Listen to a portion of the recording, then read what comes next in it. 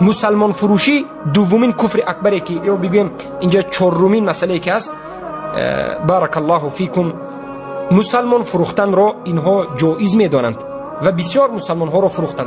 در نظر اهل سنت و الجماعت جاسوس شدن در بین مسلمان ها، خودش را یک انسان مسلمان بگوید اما جاسوسی بکند، خبرکشی بکند، به یک دولت دموکراتی مسلمان را فروشد، در حالت میداند که این دولت این حکومت این کشور این مسلمان فروخته اش را میبرد، میزند، لطکوب میکند، دینش را تنقید میکند، مسخره میکند، دینش را رد میکند و بالاخره 20 سال و 15 سال و 10 سال 20 سال تورمش میکند. جاسوس همین را دیده و دانسته خود را نمازخوان گفته، خود را مسلمان گفته، یک مرد مسلمان را میفروشد، مرتد است.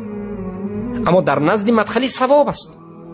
در نزد مدخلی فروختن یک مرد موحد برای حکومت طاغوتی ثواب است. در رسی شما ای موحدین وقتی که مدخلی را دیدید احتیاط باشید که این خوبسا شما را میفروشند، برای اون که از نظر اینها فروختن بد کافر، فروختن اهل سنت این ثواب است. فروختن خوارج میگن، خوارج ما فروخته میگن. خوارج پیامبر گفتن که گجاده بینید کشید، گفتن ما خوارج ها را کشته نمیتوانیم لیکن کافر به میسپاریم بگذار کافر کشد میگن. انا شبهه این خوبسا، این خوبسا خوارج را نشناختند. خوارج حقیقی برآمده است در بین شما امروز وجود دارد. این مرجئه ها، این خوبسا خوارج را رد نمیزنند، خوارج حقیقی را کار ندارند. خوارج حقیقی چیزی میگوید اما اهل سنت را اینها میفروشند، جوانهای اهل سنت را میفروشند. میگن این خوارج از فروختن ثواب است.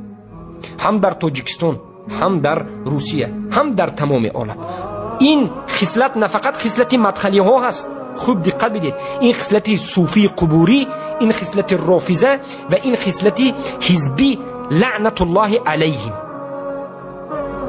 که این خوبسا چقدر علماها، چقدر طالب علمان، چقدر جوانهای اهل توحید فروختند و کشتند. چقدر علما رو سرش رو به همین فتواهای فروختنشون زنانیدند. الله المستعان. پس از همین جهت ما میگیم که عقیده اینها باطل است. انا این بود یک جانب از جانب عقیده باطل اینها که یک چند تاش رو مختصرا ما ذکر کردیم. فروختن مسلمان.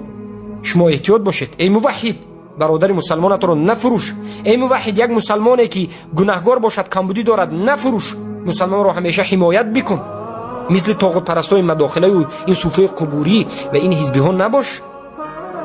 تو اهل سنت هستی، تو خودت برو به یک مشکلی دوچار شوی هم اما برادرای مسلمانت رو بر عوض نجات خودت نفروش.